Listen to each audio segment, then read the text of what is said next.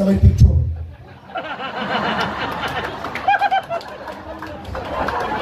Congressman, dito may kanal, may palak.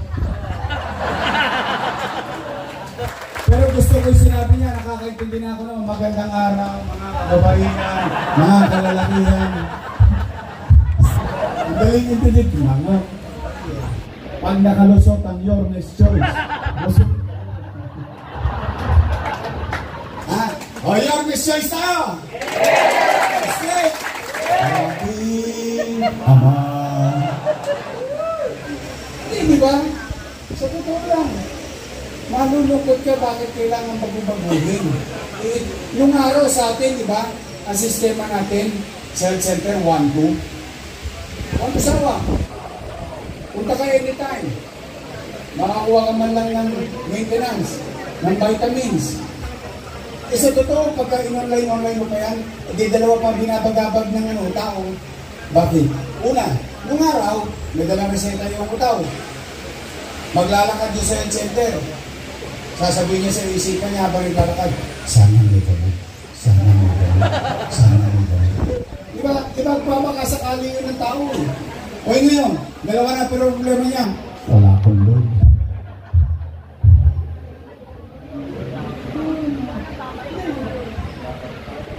Masarap sumunod sa gobyerno. Masarap gumawa ng regulasyon. Pero ang regulasyon kailangan hindi nakakapagpahirap sa tao. At ang regulasyon dapat nauunawa ng pagkalatan. Nakapag-aral hindi, mayaman hindi. Lahat dapat lagi mong isisipin, mauunawa ang buto ng pagkalatan. O baka para sa ilang lang ito. Nakasabihin ako na wala. Bago-bago lang may naman regulasyon. Mabuhi kayo. Pangalawang hope. Pag-asa. Uwiin nyo sa inyong mga pamilya. May awa ang Diyos. Sa tulong ninyo, ibabalik natin yung magaan na sistema ng health center. Di ba tinatanggal na ngayon? Ay mag-aalala na eh. Lam na dis. Hindi, umanatag kayo. Tapos na po, uwi na. Uwi na. Oo na. Kasi baka pag umapot ko ng dealer, mag-abono pa si Congressman Joey ito eh. Hindi, inuna ko muna yung problema ng tao. Yung mga simpleng bagay yun eh. Nakita niyo naman yung mga pagawain bayan. Naganap. Nakatawid tayo sa COVID. Natupad natin yung mga pangarap natin. O ngayon, kung nagre-reklamo sila marami tayong utang, o di umalis sila dyan, ako magbabayad.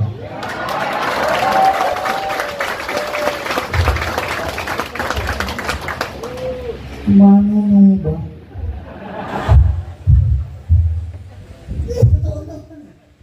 Bayaran, puro ka reklamo. Pero nagtataka lang ako ha. Pagkaupo nila may utang na eh. Bakit ang pagkaupo nila pinupuri ako? Ngayon mag-aalala niyo. Masama niyo. Hindi ko talaga mag-gets minsan. Pero that's water under the bridge. Kaya ako ang taong bayan ng Musga.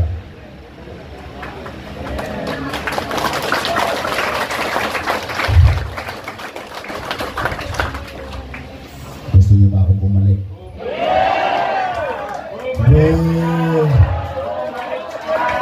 Bakit sinacharot ko lang ako ha?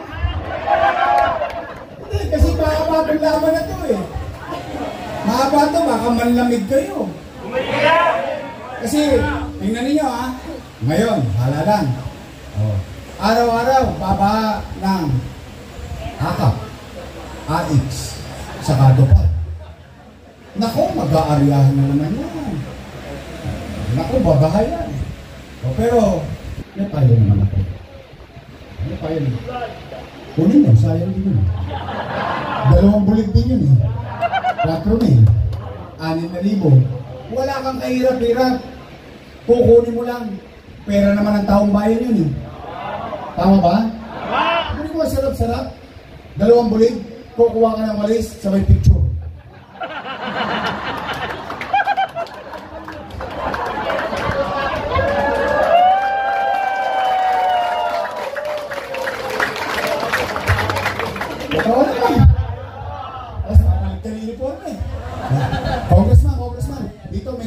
palak.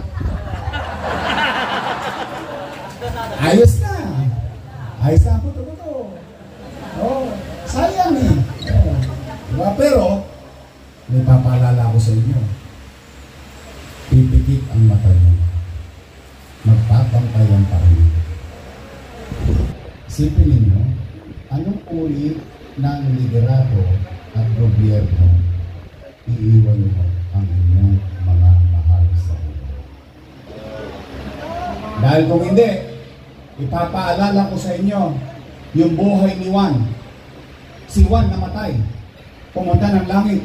Inawat ng bantay sa langit. Teka lang. Hindi ka nakaunlay.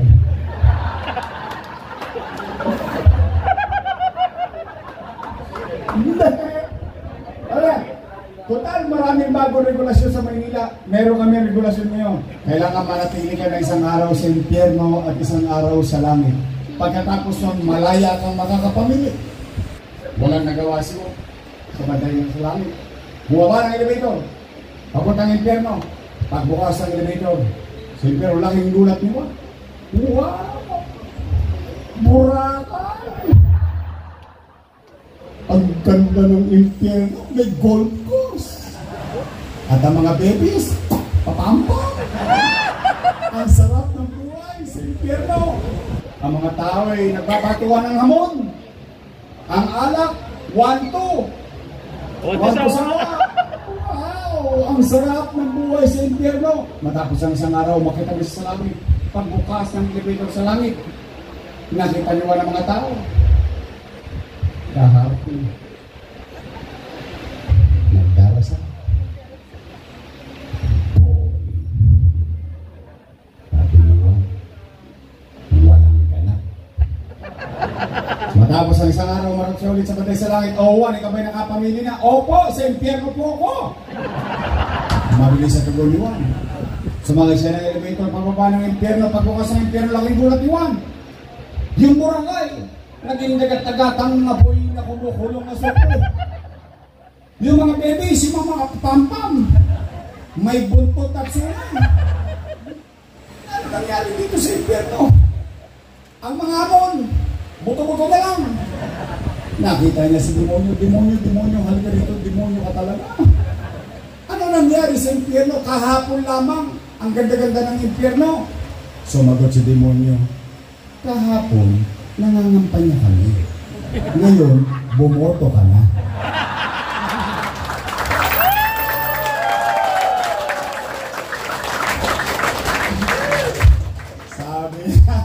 Sabi nga ni John Lloyd, ingat. Opo, ayan ay kapulutan ninyo ng aral na ipagpapaalala sa ating mga sarili, buhay natin ang nakasalalay dito. Hindi tungkol sa magkakapatid, kinakapatid o mga politiko. Ito ay buhay. Kung ginampanan mo ang tungkulin mo sa taong bayan, manamlay ka sa bahay, hintay mo halalan, iboboto ka naman ng taong bayan.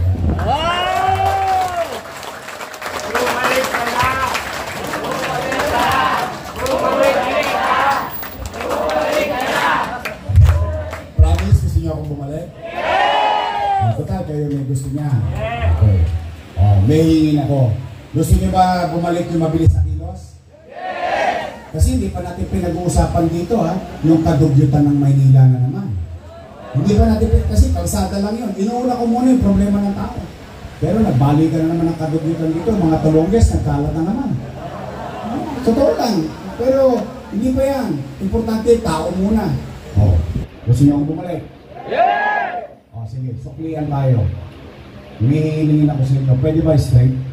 Yeah! Promise? Yeah! Promise? Supaman? Textman? Mamatay na sila? Hindi, ayaw ko kayo mamatay. Kayo kausap ko eh. Hindi, ito. Mga taga-Pandakan. Ito, si Kid Malasigan. Kaloy Walter Castaneda. Rosian Elmer Jower Par. Pero gusto ko yung sinabi niya, nakakaintindi na ako ng magandang araw, mga kababaihan, mga kalalakihan. Sayang. Loko. Ang galing intinit lang. Pag nakalusot ang your next choice. Lusot.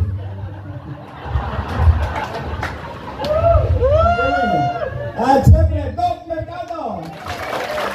Christian Doyon. At ang kasing edad nyo.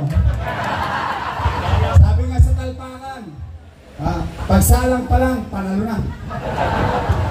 Texas sa Texas. Ang ating minamahal na masipag, lagi nasa ating komunidad. Lou Veloso. Gusto nyo, kayo naman ay kain ng adobo. Pwede ba? Ibahin nyo naman, mechado. Pwede? Congressman Joey Oy!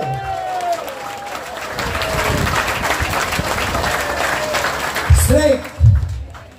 Huwag niyo akong bibigyan ng vice mayor na kalaban. Masakit sa ulo yun. E di urutan na kami ng urutan sa politika, tama ba?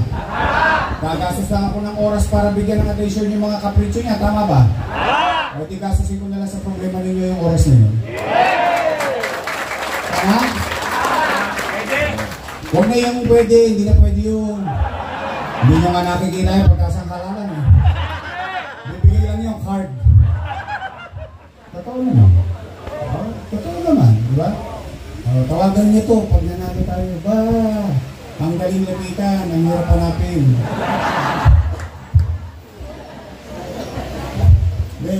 Pwede, straight. Vice Mayor G. Atienza. Promise, ha? Bibili ako ng dividendaso pagkatapos ng eleksyon. Bibili ako, pabukas ko sa loob. Yung prueba. Sisigilin ko kayo. Pabantayan ako yung boto. O pagkatapos noon, ako naman ang sinilin niyo. Basta pag nakita ninyo, kasi baka hindi nyo kabisado mga mukha nila. Diba? Hindi ba kilala na natin? Pero baka, naman, pag may nangamay na kandidato, tanongin ninyo, kanino ka? Pag sinabi niya, ladies choice, maasim yun. Oh, mayonnaise. Maasim yun, di ba? O sige, mag-iat ganyan. O pag nakita nyo naman, sugamit nila, nakalagay, your next choice. Sabihin nyo sa kanila, maliligtas ka. May tatala ka. Hindi ka malulugmok sa taga-taga-ata mo po. Ha? O your next choice tayo! Straight! Promise, ha? Malaman. Mag-iingat kayo sa pag-uwi. Mga lolo ko, nanay tatay ko senior citizen, pahabain ninyo yung birthday nyo. Maging malusog kayo. Kasi siyang nataon na to. Wala nang tigilan. Tobit sa tayo. Sa tulong niyo ka. Magandang araw. Pagpalain nawa kayo ng pangitapan. I love you! Manila! God first! Thank you!